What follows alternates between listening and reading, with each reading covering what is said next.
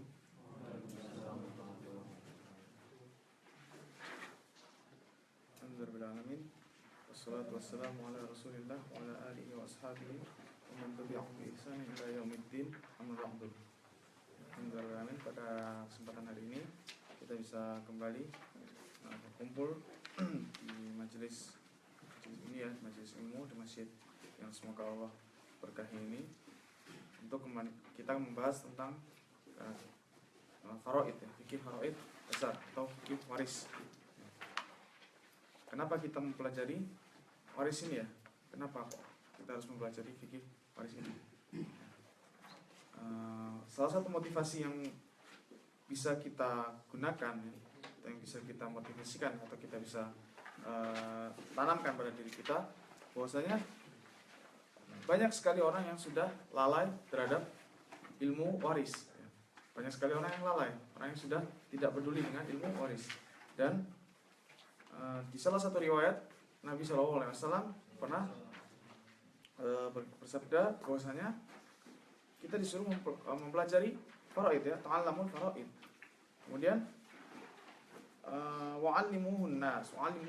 Jadi ajarkanlah, belajarlah faraid dan ajarkanlah pada manusia. Kenapa? Kata beliau, fa innahu nisful ilm. Nah, kata beliau bahwasanya faraid itu setengah dari ilmu ya. Wa huwa yunsa, dan dia akan dilupakan dengan mudah. Akan dilupakan oleh manusia. Wa huwa awwalu syai'in yunza'u min ummati ya. Dan ini adalah satu ilmu yang akan pertama kali dicabut dari umatku, dari umat Rasulullah SAW. Inilah yang salah satu hadis yang yang bisa jadikan kita motivasi, salah satu riwayat yang bisa jadikan kita motivasi untuk mempelajari faraid. Nah, kemudian ulama menjelaskan kenapa kok disebut setengah ilmu ya.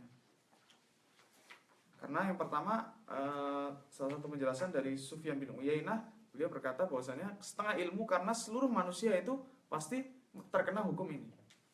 Ya kan? Tidak ada satu manusia pun yang muslim ya, tentunya yang tidak terkena hukum faraid. Kalau haji misalnya, ada manusia yang tidak terkena hukum haji ketika apa? Orang tidak mampu, ya kan? Tapi untuk faraid itu semua manusia ya, mau dia yang soleh maupun yang toleh, itu semuanya mendapatkan atau terkena hukum waris ini. Ya. Nah, itu salah satu penafsiran kenapa disebut setengah ilmu.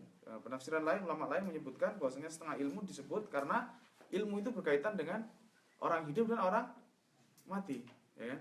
Orang hidup, ilmu yang berkaitan dengan orang hidup ya ibadah-ibadah yang kita ketahui ya, sholat, puasa, zakat dan seterusnya, itu berkaitan dengan orang yang hidup. Adapun orang yang mati, maka yang berkaitan dengan itu adalah ilmu faraid, ilmu waris. Karena orang meninggal apa? Setelah itu yang masih hukum yang masih berkaitan dengan dia yaitu hukum waris. Ya, hartanya mau dikemanakan. Dan ini merupakan salah satu waris ya, ketika kita mempelajari waris dalam Islam, ini menunjukkan satu keindahan Islam. Bahwasanya Islam itu mengatur segala sesuatu dengan detail. Ya. Pernah ditanyakan kepada Salman Al-Farisi ya, ditanyakan kepada Salman Al-Farisi, yang bertanya adalah orang kafir Quraisy ketika itu.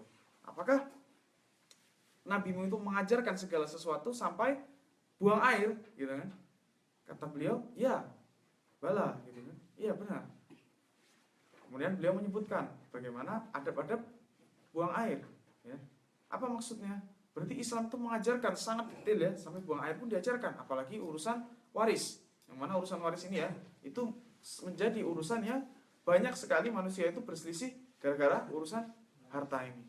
Ya, banyak sekali ya kita saksikan mungkin kaum muslimin ya, beberapa kaum muslimin yang mana berselisih gara-gara urusan harta, gara-gara urusan waris. Ini minta waris yang ini nggak setuju dan sebagainya. Ya. Berantem gara-gara urusan waris. Padahal Islam telah mengaturnya. Maka penting bagi kita ya untuk kita mempelajari, yang minimal kita akan pelajari yang dasar dulu ya, supaya dapat gambaran. Insya Allah nanti kalau misalnya kita ada kesempatan lagi, kita bisa lanjutkan ya untuk pelajaran yang lebih dalam lagi. Tapi intinya kita akan coba beri pelajaran yang dasar, yang mudah, yang insya Allah bisa aplikatif, yang bisa diterapkan langsung. Misalnya teman-teman menghadapi salah satu kejadian yang membutuhkan ilmu waris ini. Dan kita jangan merasa kita kan bukan ustadz gitu kan, kita kan bukan ustadz, ngapain kita mempelajari waris gitu kan. Nah, kita tidak pernah tahu kapan ilmu itu dibutuhkan. Kita tidak pernah tahu kapan ilmu itu dibutuhkan. Seorang sahabat ya, Ibnu Abbas itu dahulu pernah ketika beliau masih kecil dan Rasulullah SAW telah wafat, maka beliau ketika itu mengajak seorang sahabat yang lain untuk menuntut ilmu ketika itu. Maka sahabat ini apa yang dikatakan sahabat lain ini? Masih banyak sahabat-sahabat kibar ya, masih ada Abu Bakar, Umar, Utsman dan seterusnya. Ngapain kita harus menuntut ilmu? Gitu kan? Akhirnya Ibnu Abbas berangkat sendirian menuntut ilmu. Ya kan? Sampai suatu ketika beliau telah lama menuntut ilmu, beliau akhirnya menjadi ahli ilmu yang mana dijadikan rujukan manusia ketika itu. Maka ketika sahabat yang tadinya diajak ini melihat kondisi Ibnu Abbas, maka sahabat ini mengatakan apa? Hadza rajul aqalu minni. Ya. Laki-laki ini lebih berakal dari saya. Maksudnya apa?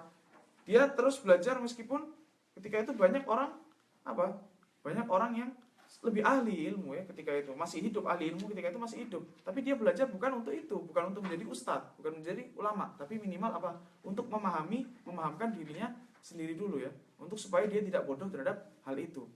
Itulah motivasi belajar yang harus kita tekankan. Kita belajar itu bukan untuk menjadi orang ahli ilmu, tapi yang pertama, niat pertama untuk belajar ya, yang pernah ditanyakan juga kepada Imam Ahmad, bagaimana niat yang ikhlas itu dalam menuntut ilmu, yaitu yang pertama adalah niat untuk menghilangkan kebodohan dari diri sendiri.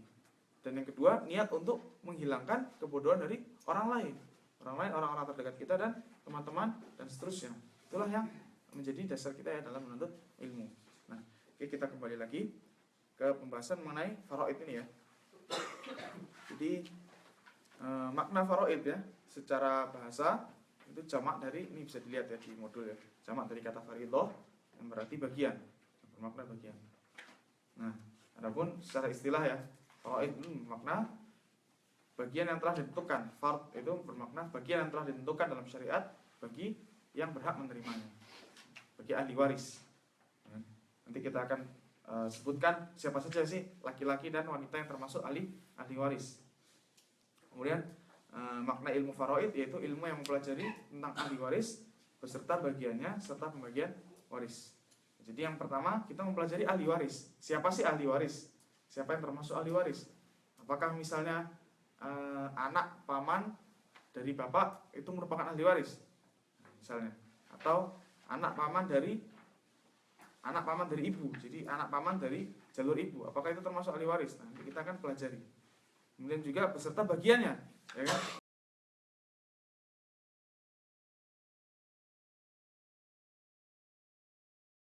Punya anak, ketika suami dan istri punya anak, kemudian suaminya meninggal, istri dapat berapa? Karena anaknya itu.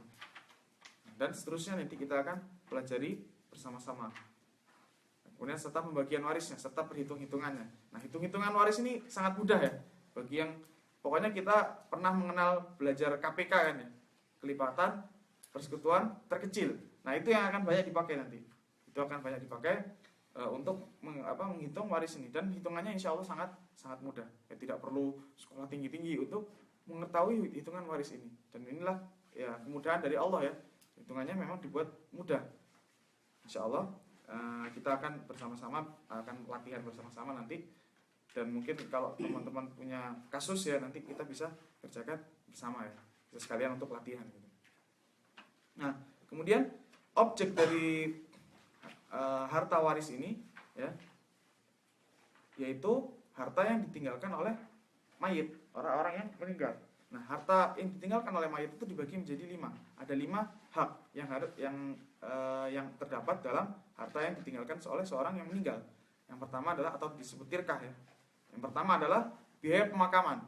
Jadi ketika seorang meninggal, maka dari hartanya tersebut dikeluarkan biaya untuk pemakaman. Nah, itu yang pertama. Jadi wajib dikeluarkan dulu untuk pemakaman dari hartanya tersebut. Kemudian yang kedua adalah hutang yang berkaitan dengan harta tirkah. Apa maksudnya? Hutang yang misalnya berkaitan dengan jaminan. Ya, seorang pernah menjamin sesuatu padanya. kemudian orang yang dijamin ini meninggal, maka jaminan ini harus dikembalikan dulu. Ya, harus dikembalikan dulu, harus dikeluarkan dulu sebelum warisnya dibagikan.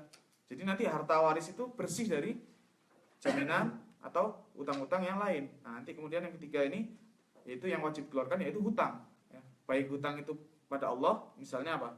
Misalnya dia belum haji, ya kan? Karena ini hutang pada Allah. Atau hutang pada manusia, ya, misalnya manusia masih ada berhutang. Nah, ini wajib dikeluarkan dulu sebelum harta waris. Jadi ini yang disebutkan 1, 2, 3, 4 ini, itu yang wajib dikeluarkan sebelum harta warisnya dibagikan. Jadi nanti harta waris itu tinggal setelah dikurangin semua 4 poin di atas ini. Ya. Kemudian yang keempat, wasiat. Wasiat ini juga wajib dikeluarkan. Ya, dan wasiat itu ada syaratnya. Yang pertama, syarat wasiat itu tidak boleh lebih dari 1/3. Ya, itu syarat wasiat yang pertama. Yang kedua, tidak boleh diberikan kepada ahli waris. Ya, tidak boleh diberikan kepada ahli waris. Wasiat itu harus di luar ahli waris. Karena kalau ahli waris sudah mendapatkan bagian dari warisnya, maka tidak boleh baginya untuk menerima wasiat. Baru kemudian yang kelima, adanya harta waris. Yang sisanya setelah semua dikurangin, maka tinggal harta warisnya. Nah, inilah yang akan nanti kita bagikan. Ya, ini menjadi objek pembagian harta waris atau faraid ini. Itu hak-hak yang wajib, ya, yang ada dalam harta orang yang meninggal. Nah, kemudian selanjutnya rukun waris. Ya. Rukun waris ada 3. Ya. Yang pertama adanya ahli waris. Ya. Kemudian adanya pewaris dan adanya harta warisan. Ini insya Allah mudah dipahami. Ya. Kalau nggak ada ahli waris, ya gimana? Ya. Nanti kalau nggak ada ahli waris gimana? Ya, misalnya seorang benar-benar nggak ada ya bapak ibunya, pokoknya tinggal sendirian, dia hidup semata wayang gitu ya di dunia ya, tidak ada, dia tidak punya keluarga sama sekali. Bagaimana nanti hartanya?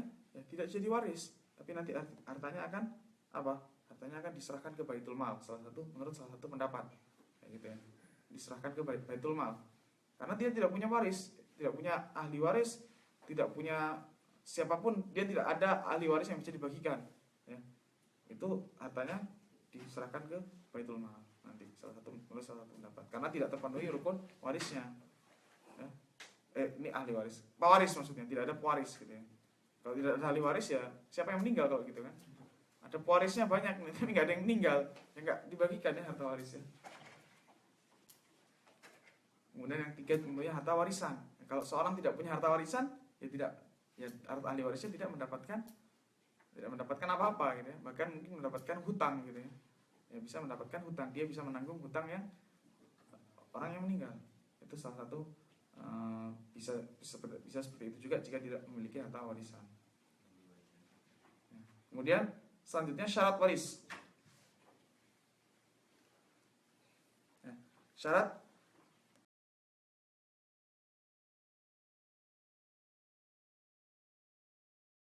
bayi, janin. Ya. Ketika ada seseorang yang meninggalkan istri. Kan bisa saja istrinya ini sedang hamil kan, cuma tidak diketahui. Nah, ketika istri ini melahirkan kurang dari 6 bulan, ya, maka ulama bersepakat bahwasanya anak itu mendapatkan waris. Karena apa artinya? Ketika kurang dari 6 bulan, ketika dia melahirkan kurang dari 6 bulan, artinya si bayi itu sudah punya, ketika bapaknya meninggal itu, si bayi itu sudah memiliki nyawa, sudah hidup. Ya. Tidak mesti memiliki nyawa sebenarnya, tidak mesti sudah ditiupkan ruh, tapi sudah hidup. Meskipun nutfah, disebutkan oleh para ulama, meskipun nutfah, baru berbentuk nutfah yang membuai sel telur, itu sudah hamil, sudah dihitung hidup, gitu ya. Makanya syaratnya kurang dari 6 bulan. Kenapa? Karena usia minimal seorang wanita untuk hamil, untuk kemudian melahirkan anaknya itu 6 bulan. Berdasarkan firman Allah Ta'ala di surat Al-Ahqaf. Ya. Nah.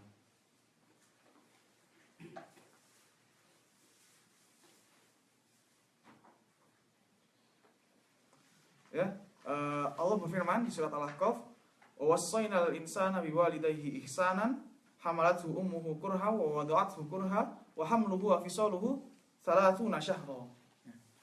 Dan intinya ya di sini sisi pendalilan para ulama kenapa kok syarat minimal orang hamil itu 6 bulan, karena ini wa hamluhu wa fisaluhu 30 syahra. Dan hamilnya, masa hamil serta masa menyusuinya itu berapa? 30 bulan. Sedangkan semua ulama bersepakat bahwasanya masa menyusui itu 2 tahun.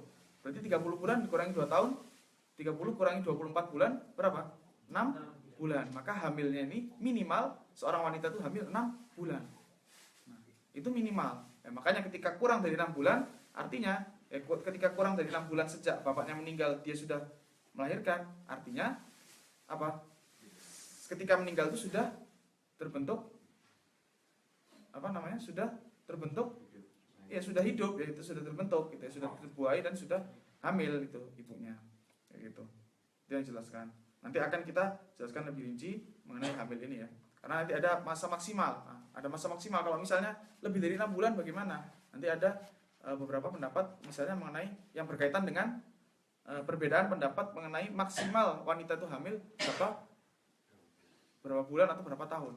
Karena sebagian ulama seperti misalnya Imam Malik berpendapat maksimal, Imam Syafi'i dan Imam Malik itu berpendapat maksimal usia hamil wanita adalah 2 tahun. Itu berdasarkan apa? Berdasarkan pengalaman beliau sendiri. Karena Imam Syafi'i itu dikandung ibunya sekitar 2 tahun. Imam Malik atau Imam Syafi'i itu bisa kandung ibunya sekitar 2 tahun. Makanya beliau berpendapat 2 tahun maksimal seorang wanita itu hamil ya, menanggung memiliki kandungan itu maksimal 2 tahun. Ada yang mengatakan juga 4 tahun. Ini berdasarkan pengalaman. Jadi bukan dalil ya, bukan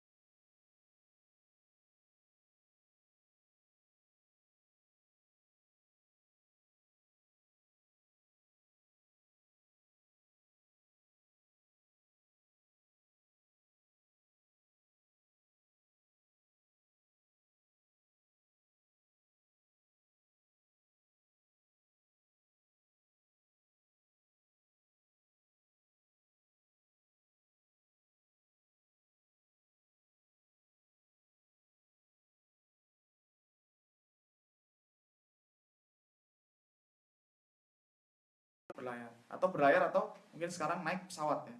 Naik pesawat lebih mudah lagi kita istilahnya? Lebih mudah lagi atau lebih rawan lagi.